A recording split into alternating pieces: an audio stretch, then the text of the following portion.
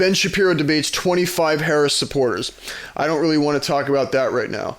Okay, so there's a person who I am generally a fan of who recently justified voting third party by saying there's no way to know whether Trump would be worse than Kamala Harris because there's basically nothing left of Gaza at this point.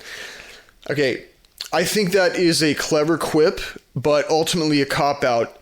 To me, it just smacks of not just complacence, but, just this thing that I always felt at odds with in school, which was this idea that we have absolutely no agency, totally contradicting what this same person said in other videos about how it's bullshit to think that there's nothing that we can do and that we should therefore be, I'm blanking on the word that I'm looking for here, but that we should be not complacent, but she, like a lot of activists, are saying silence is violence. And not only that, but also, insisting that it's ridiculous to sit back and be a lump on a log, to put it clinically. I can't. I'm at a loss for the words that I want to use. Israel has ended its cooperation deal with the UN Palestinian Relief Agency known as UNRWA. And here's a shocker. Israel has no plans in terms of replacing UNRWA with anything. Now, they do claim that they welcome any other organization that can provide aid to Gaza and the West Bank, by the way, which is also getting affected here. But we'll get to the West Bank in a second. What other organizations? And if in the event that Israel does end up giving a shit about other aid providing organizations, do you have any idea how long that's going to take in order to get get the ball rolling there?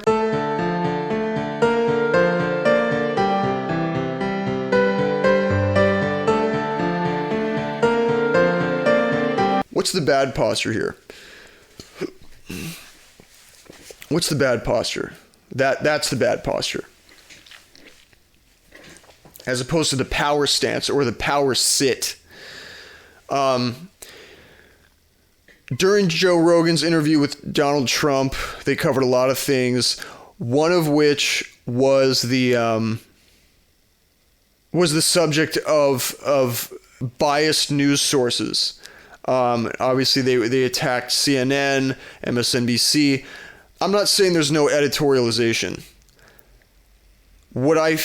However, I feel like I am completely alone in remembering Fox News when it first started in the late 90s, I think.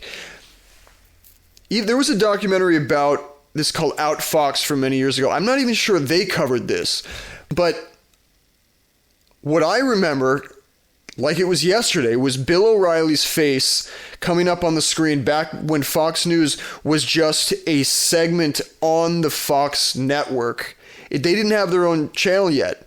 And it was just Bill O'Reilly as a news anchor interjecting opinions in a way that felt more unnatural than when you see that second camera angle, come from 45 degrees off from the main camera when a person's talking to the camera, that thing that I never got used to when they started doing it on MTV. But I'll never forget seeing a news anchor, not just Bill O'Reilly, all the people that were clearly instructed on Fox News to interject opinions, which, probably were not theirs in the first place, but editorialization, at all, was such a new thing and immediately feeling like not a good thing,